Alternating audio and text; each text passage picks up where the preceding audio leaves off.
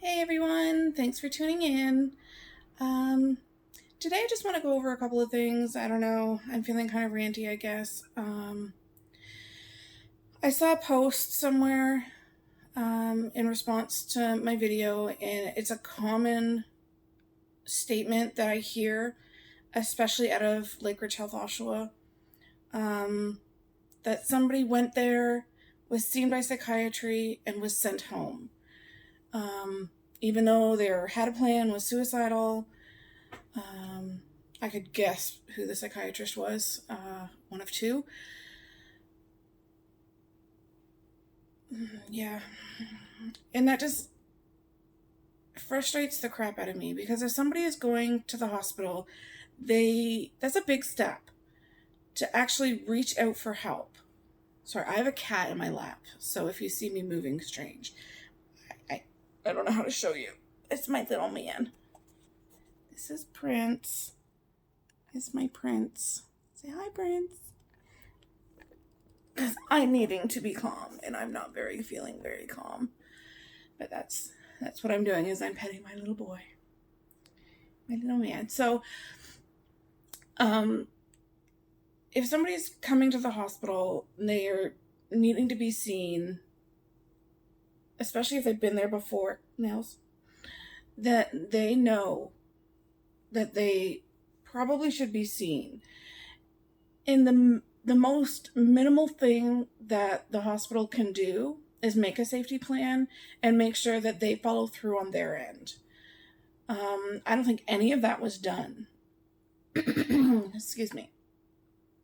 By the sounds of it. And I can't comment 100% because I wasn't there, but I can comment to the point or to the degree that this is common and this has happened to me before.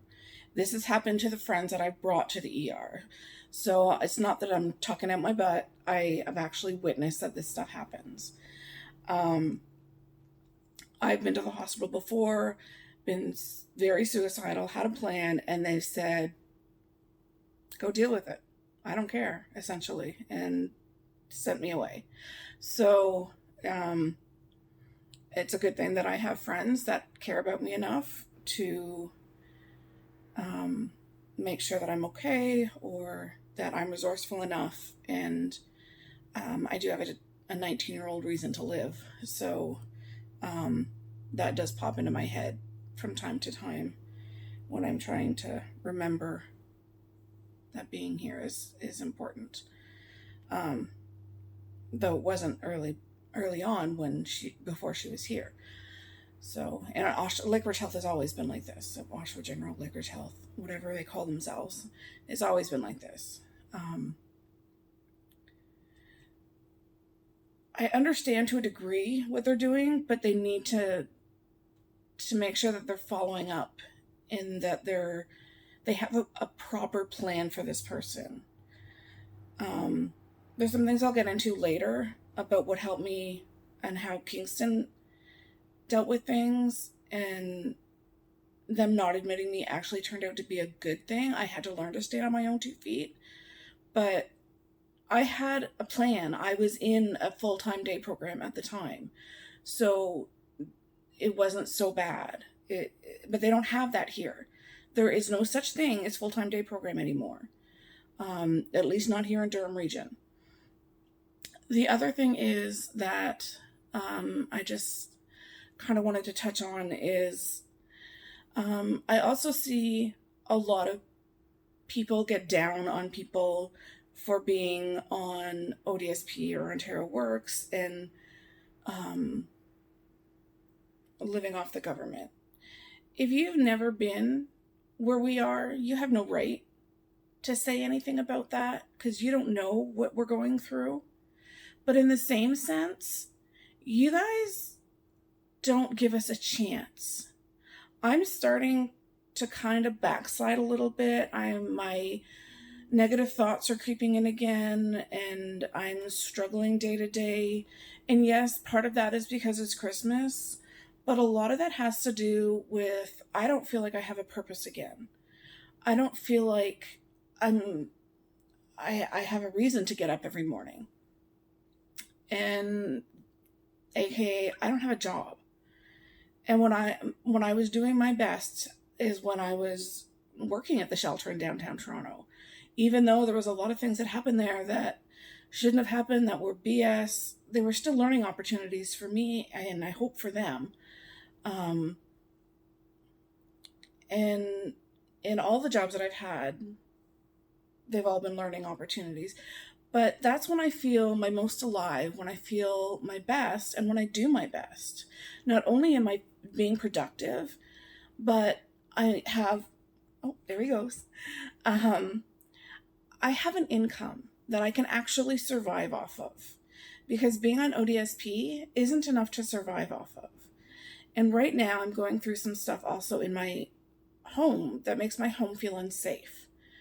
Not inside my house, but my building, my surroundings. And that's not okay. And I want to move, but I can't move because I have a subsidy where I am through the co-op, because I live in a co-op, and I can't take that with me. And so I'm stuck. And being on ODSP, there's nowhere to move because the rents are astronomical.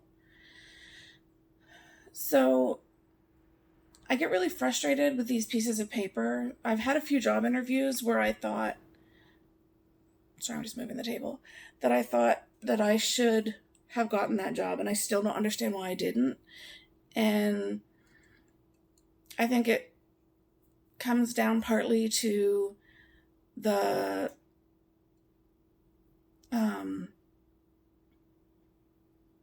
partly down to the piece of paper, and that somebody might have a piece of paper that's slightly better than mine. They might have a bachelor's where I only have, or I have, I'm proud of it, the certificate in addictions and mental health, the social service worker, etc. But that bachelor's, that one little bit stronger than mine, apparently. Well, I think these pieces of paper are bullshit. I'm sorry, but they're bullshit. It's one thing to have a piece of paper, these diplomas, these degrees. It's a whole nother thing to know how to do something with it and how to treat a person. You can't teach somebody bedside manner. You can't teach somebody how to be a good person to somebody. You can't teach common sense. That was one of the conversations that we had when I was working at the shelter, and there was some basic stuff that happened that the other staff should have known, other than the fact not to steal. But there was some basic stuff that should have happened that were common sense, but we figured out common sense isn't common, which is really unfortunate. From staff, I don't mean from the clients. I have no expectations of the clients except that we're there to make sure that they're safe, they're fed, and they're taken care of, and that we're there to listen and help them through whatever problems they're having to the best of our ability, and to make sure that they get through whatever they're going through, and maybe give them a spark of hope, because that's all we can do if they're in a homeless shelter. If there's more that we can do, by all means, put it in the comments. Let me know, because I'd be thrilled to hear what more I can do. But if there was times that I sat there and did trauma counseling with them. There was times that it was so funny. There was a time that I was there, and this is why I get frustrated, where I don't get hired for jobs, because I'm like, I know that I'm good. I know that I'm amazing. But there was a woman who was in the shelter, and she was a trauma survivor. And she came in and she sat and spoke with me for a while that first day. And a couple weeks later, she was getting, I did a favor, and I did a shift for somebody else who wasn't there. So I was doing the other shift. And the woman was getting mad at the other woman, and she's like, I'm not going to speak to anybody but Crystal. And I just laughed, because I knew why. Because I don't antagonize them. I'm not going to sit there and argue with the clients and tell them they're wrong. Their reality is right. It's their reality. It's true to them. Just like if anybody ever tried to tell me my reality was wrong, that's going to make you argumentative. That's going to make you angry. My trauma is real. My trauma is my trauma. And you can't tell me it's any different than it is. And I believe that for everybody. So I really feel for the people who are going through a hard time right now. I feel you because I'm there too. Slightly different reasons. And I will get out of saying eventually. But I hope that, my ultimate dream would to be able to afford to put my program out there, to be able to have a way to have my trauma program out there with all of my groups and all of my counseling and everything out there. But these stupid pieces of paper get in the way. The fact that I don't actually know how to start a nonprofit, that I don't have the money to start this, is really disappointing. Not only would it do me great because I'd be able to, have my program out there, but I'd be able to reach so many people and help so many people. And not only would that help me, but it would help other people because I know that I could make a difference in their lives. And so the next, I'm going to have to remember to link it again. I'll try to remember to link it to this one. But the next video that I'm going to do will be on, and I'm going to post it in between now and New Year's, hopefully a day or two before New Year's, is on my SMART goals.